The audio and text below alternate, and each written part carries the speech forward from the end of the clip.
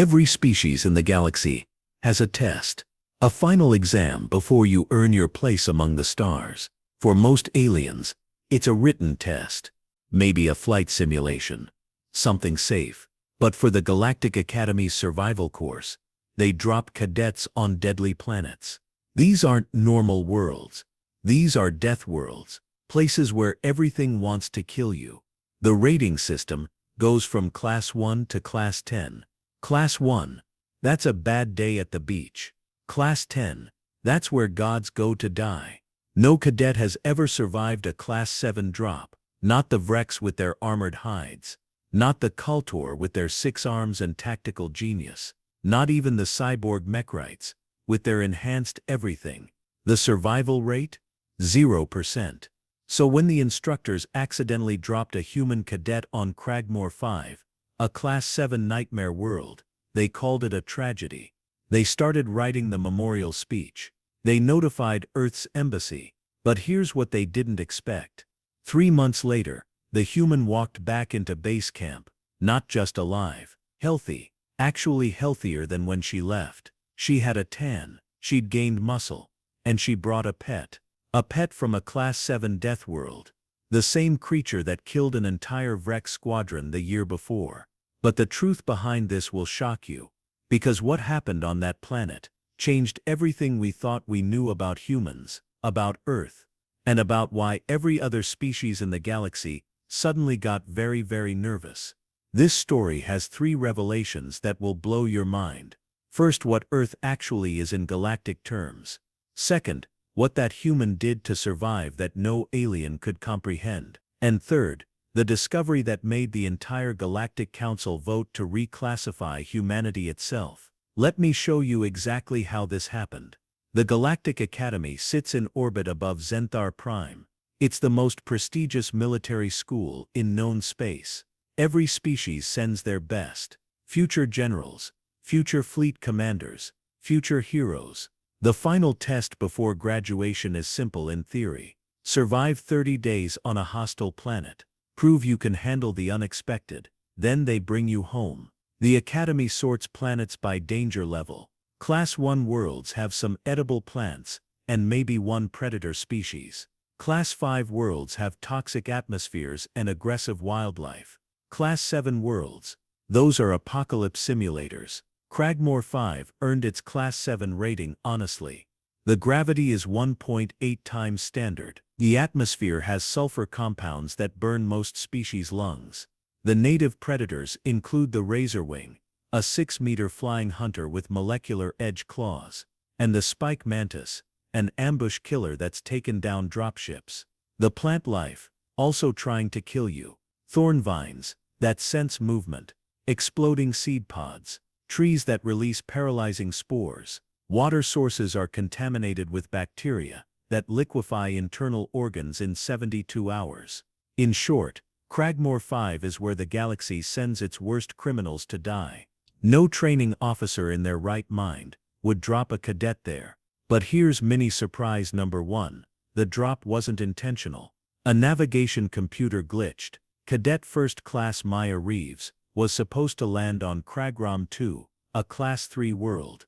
Challenging but survivable. Instead, she got the nightmare version. Mini surprise number 2. Maya was actually one of the Academy's worst survival students. She failed the wilderness exam twice. Her instructor notes said she was too casual about danger and doesn't follow protocol. Earth had only been part of the Galactic Council for 20 years. Humans were still the new kids. The weird primates from that oddly dense planet nobody visited because the gravity gave most aliens headaches. Mini surprise number 3. When the error was discovered, the Academy administration tried to cover it up. A human dying on their watch would be a diplomatic disaster. They sent a recovery team immediately. Military-grade dropship. Fully armed. Their mission was simple: retrieve the body before anyone asked questions. The recovery team arrived at Maya's drop coordinates exactly 73 hours after the accident. Now here's where things get really interesting. The recovery team found Maya's emergency shelter. Standard issue, designed to last 48 hours. She'd modified it, reinforced it, expanded it, She'd built a rainwater collection system using salvaged equipment and local plants. She'd created a filtration system from sand, charcoal, and fabric. The bacteria that killed most species. The water was cleaner than what they served in the Academy cafeteria. Lieutenant Krax, the Vrex team leader, couldn't believe it. His species had tried to colonize Kragram 560 years ago. They lost 300 soldiers before they retreated. Most died from the water. But the water system was just the start. Maya had mapped the local predator patterns. She knew when razorwings hunted. She knew where spike mantises nested. She'd created a safe zone around her shelter using scent markers made from crushed plants. The plants that released paralyzing spores. She'd identified which direction they released spores based on wind patterns. She built her camp upwind. The thorn vines that attacked movement. She learned their trigger threshold. Stay under a certain speed and they ignore you. She'd been on planet 73 hours. Most species need 3 weeks to gather this intelligence. If they live that long. Here's the specific number that shocked everyone. Maya had documented 47 edible plant species. The Academy's official Kragram 5 database listed 3, and those 3 were marked as marginally safe in emergency only. She was eating better than the recovery team. Lieutenant Krax asked the obvious question, "How are you alive?" Maya's answer changed everything. "It's really not that different from camping back home. You just have to pay attention." Camping. She compared a Class-7 Deathworld to camping. Krax thought she was in shock. Delirious. He ordered her onto the dropship immediately. That's when Maya asked if she could bring her dog. Her what? Out from behind the shelter came a creature. 4 legs. Rough scales. About the size of a large wolf. Bright yellow eyes that tracked every movement. The recovery team recognized it instantly. A juvenile Kragmar stalker. Apex predator. Adult versions hunt in packs and take down creatures 3 times their size. The team drew weapons. Protocol was clear. Kragmar stalkers are kill on sight. Maya stepped between them and the creature. Her name is Daisy. She's friendly. The stalker sat down, like a trained dog. It cocked its head at Maya, waiting for instruction. Impossible. Kragmar stalkers can't be domesticated. They have the brain chemistry for it. Multiple xenobiologists tried and died in the attempt. But here's what made this even crazier.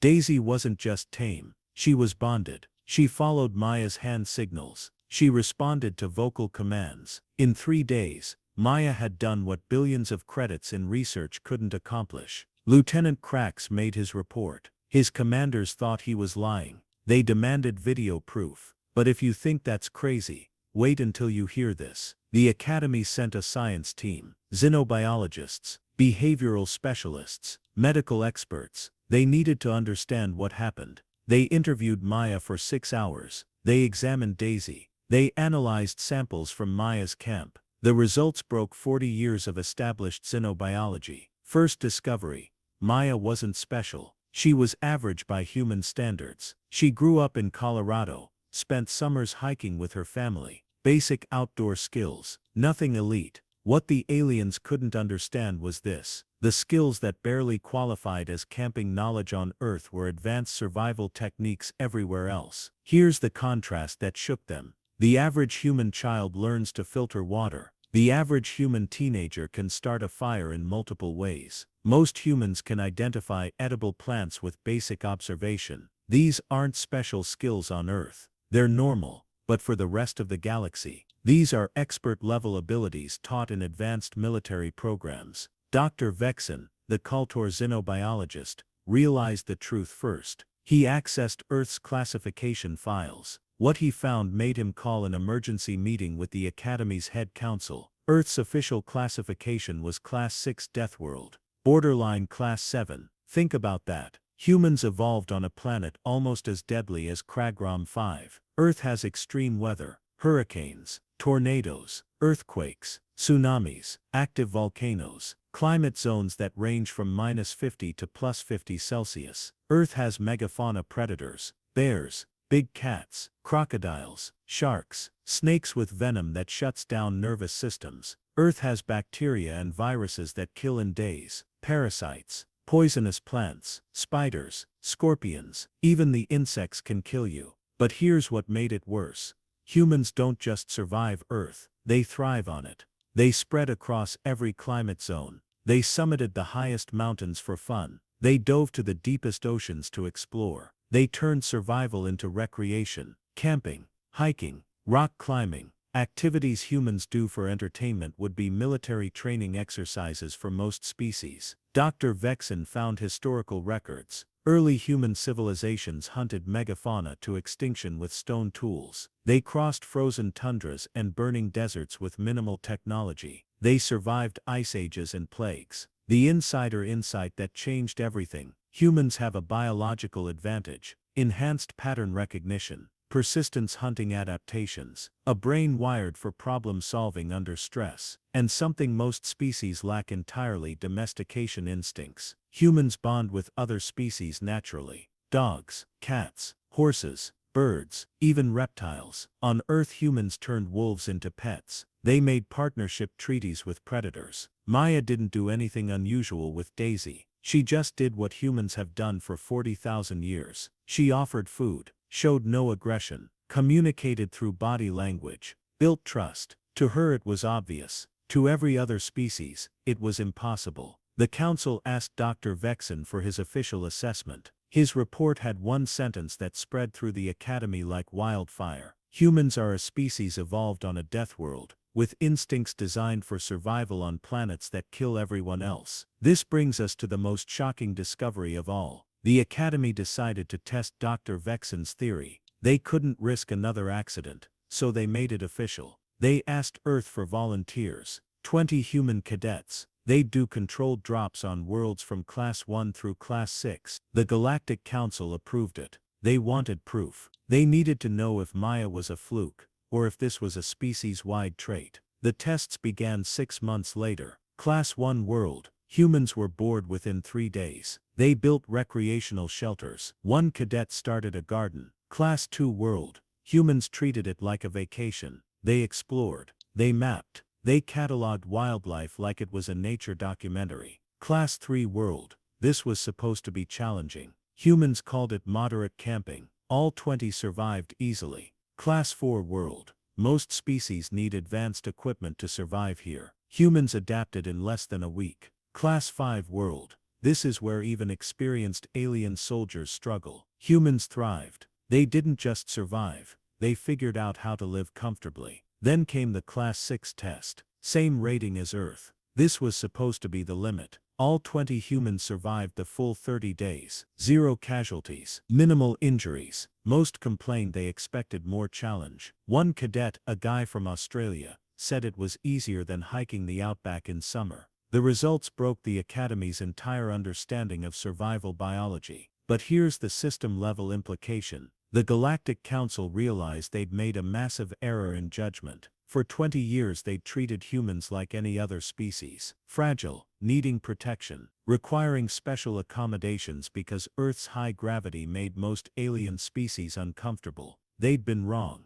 Completely, dangerously wrong. Humans weren't fragile. Humans were dangerous. Not because they were aggressive, not because they had superior technology, but because they came from a planet that spent millions of years trying to kill them, and they won. Every human was a survival specialist by alien standards. Every human had instincts designed for extreme environments. Every human could adapt to conditions that would kill trained alien soldiers. Admiral Thrain of the Council Defense Committee called an emergency session. His statement was classified, but it leaked anyway. We've welcomed a species of apex predators into the council. They're friendly now, but we need to understand what we're dealing with. The reclassification vote happened 2 weeks later. By unanimous decision, humanity received a new designation: Adaptive Apex Species, Deathworld Origin. It came with restrictions. Humans couldn't serve in certain military roles because they had unfair advantages. Human civilians needed permits to visit lower-class worlds because their presence disrupted local ecosystems by being too good at surviving. The irony: humans had been trying to prove they belonged in the galactic community. They'd been working hard to show they weren't primitive or dangerous. Instead, they proved they were the most capable survival species in known space. And that terrified everyone. So what does all this mean for us today? The Maya Reeves incident changed humanity's role in the galaxy forever. Within a year, the Galactic Council created new protocols. They're officially called Integration Safety Standards. Everyone else calls them the human rules. Short-term consequences. Human cadets got fast-tracked through the academy. Their survival scores were so high they broke the grading curve. The academy had to create a separate rating system just for humans. Military recruiters from other species started visiting Earth. They wanted human advisors for survival training. They wanted to learn from the species that evolved on Hell. Human-led wilderness programs became the most expensive training courses in the galaxy. Former campers and park rangers became highly paid consultants. But here's the long-term consequence. Humanity's reputation shifted from newcomers to specialists. Earth became the go-to source for hostile environment expertise. When the Council needed to establish a colony on a Class-5 world, they hired humans to lead the mission. When miners got trapped on a toxic planet, they called human rescue specialists. The prediction that surprised everyone: within 10 years, humans dominated the survey and exploration industries. We were better at it. We could go places other species couldn't. We could survive situations that killed everyone else. For you watching this, here's the personal takeaway. Everything you think is normal might be extraordinary somewhere else. Those camping trips you took as a kid, that's military-grade survival training to most of the galaxy. Your ability to hike in different weather, that's an elite skill. Your dog or cat, you've accomplished something most species consider impossible. The lesson isn't that humans are superior, it's that context changes everything. Earth shaped us into something unique. The planet that tried to kill our ancestors for millions of years made us into the toughest species in the neighborhood. Maya didn't do anything special by human standards. She just did what felt natural. She applied basic skills every human has. That's what scared the aliens. Not what our best could do, but what our average could accomplish. Here's the small reveal that keeps the tension. The Academy never publicly announced why they changed their protocols. The official story says they updated training standards based on new research. But leaked documents tell the real story. They were afraid. Afraid of what humans could do. Afraid that they'd underestimated a species because they seemed friendly and cooperative. The galaxy learned an important lesson.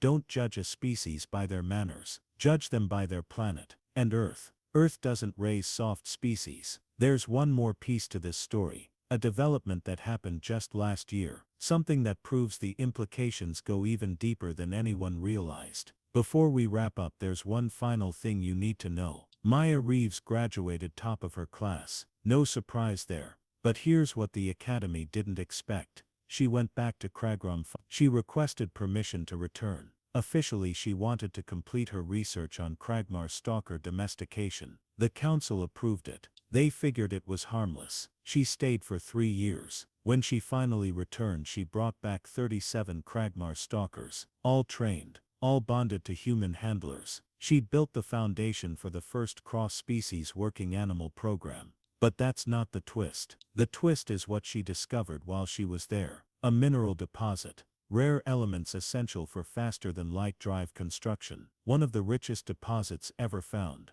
Kragrom 5 had been surveyed 6 times by professional teams. They all missed it because they were too busy trying not to die. Maya found it during a hike. She literally stumbled across it while walking Daisy. The deposit's value. Conservative estimates say 400 billion credits. It made Kragrom 5 one of the most valuable planets in the sector. The Council voted to establish a permanent mining colony. They hired humans to run it because no other species could survive there long enough to be profitable. Last month that colony reached 1,000 residents, all human, all living comfortably on a planet that used to be considered uninhabitable. They have farms now, gardens, a school. Kids are growing up on a Class-7 Deathworld like it's a suburban neighborhood. To them it's home. To everyone else, it's a horror show. This is the emotional close. Maya proved that humans don't just survive impossible places. We make them livable. We turn Deathworlds into communities. We don't do it because we're trying to show off. We do it because it's what we've always done. We look at a hostile environment and we see potential. That's the human advantage. Not that we're stronger or smarter, but that we're stubborn, we're adaptable, and we refuse to believe that any place is truly impossible to live. The galaxy is still learning what that means, still figuring out how to coexist with a species that considers their nightmare planets to be nice camping spots. And honestly, we're just getting started. If this opened your eyes to how unique humanity really is, let's recap the 3 biggest takeaways from this story. First, Earth is a Class 6 death world, almost as deadly as the planet that killed every other species that tried to survive there. We don't notice because we evolved here, but our normal is everyone else's nightmare. Second, what humans consider basic survival skills are elite military-grade training to the rest of the galaxy. Camping, hiking, and pet ownership make us specialists in the most valuable fields in space. Third, humanity went from new members to apex specialists in 20 years, because one cadet accidentally proved that Deathworlds don't scare us.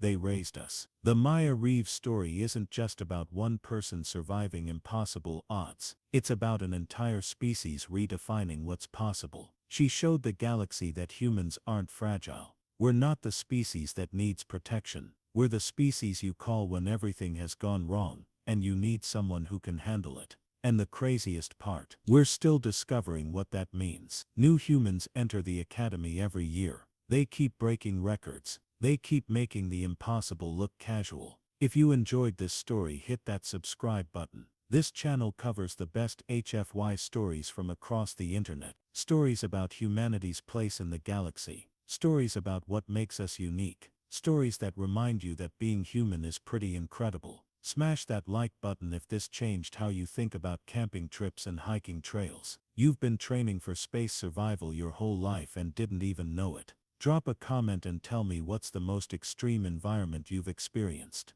Desert heat, mountain cold, jungle humidity. Share your Deathworld survival story. Let's compare notes on what we consider normal that would terrify aliens. Here's the deeper call to action. If you want more stories like this, check out the playlist I've created called Humanity's Greatest Hits. 20 videos about humans doing impossible things in space. Each one will make you proud to be from Earth. And if you really want to dive deep, I've got a members-only series breaking down the science behind these stories. Real exobiology, real planetary classification, real analysis of what it would take to survive on different world types. It's educational content that makes science fiction feel New videos drop every Tuesday and Friday. Next week I'm covering the story of the human engineer who fixed a damaged space station using nothing but duct tape and spite. Yes, that's a real story. Yes, it's exactly as ridiculous and awesome as it sounds. The specific question for community engagement.